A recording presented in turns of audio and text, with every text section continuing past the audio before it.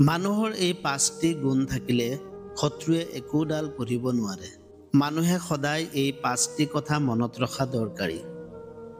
এই 5টি কথা এটি কাউৰীৰ 5টি গুণৰ লগত ৰিজাব পাৰি।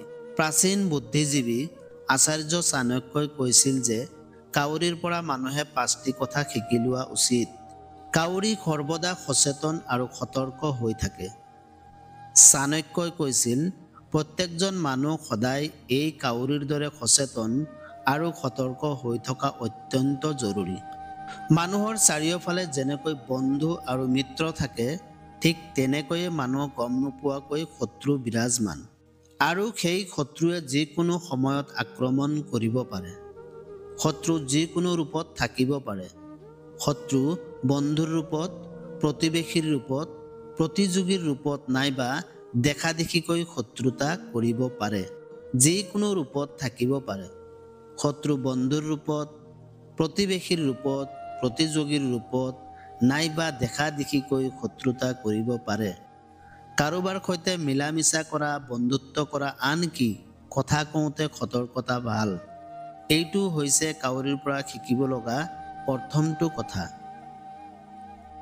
কাউৰীয়ে সময়ে সময়ে বিভিন্ন বস্তু সংগ্ৰহ কৰি ৰাখে। প্ৰয়োজন নোহোৱা কিছুমান বস্তুও কাউৰীয়ে সংগ্ৰহ কৰি ৰাখে। ঠিক তেনেদৰে মানুহে সময়ে সময়ে কিছুমান বস্তু সংগ্ৰহ কৰি ৰখা দৰকাৰী।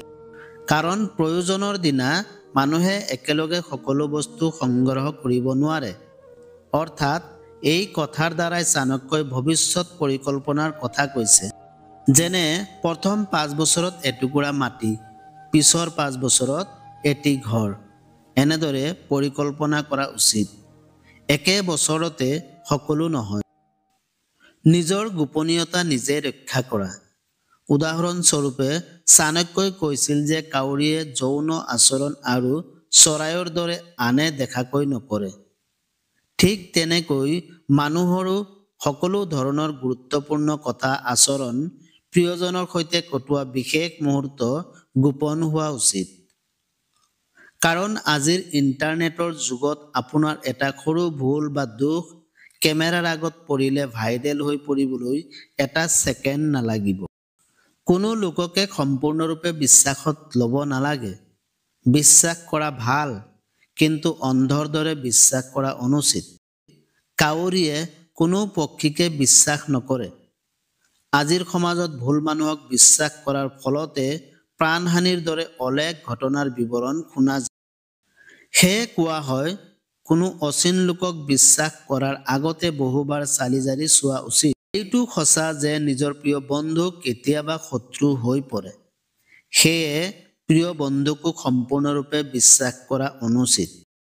কাউৰীয়ে যেতিয়া বিপদত পৰে তেতিয়া কা কা কৰি চিঞৰি উঠে আৰু একে সময়ত আনসমূহ কাউৰী উপস্থিত হৈ সহায় কৰিবলৈ, অৰ্থাৎ কাউৰীৰ মেলা বহি যায়।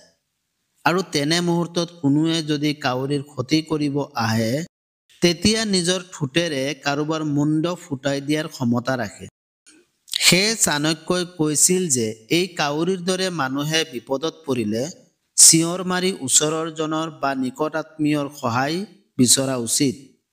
সেয়ে চাণক্যই কৈছিল, বিপদত চিঞৰ মাৰিলে সহায় পাবলৈ হ'লে মানুহে সদায় ওচৰ চুবুৰীয়া আৰু নিকট আত্মীয়ৰ সৈতে মিলিজুলি থাকিব লাগে আৰু ভাল ব্যৱহাৰ ৰক্ষা কৰি চলিব লাগে।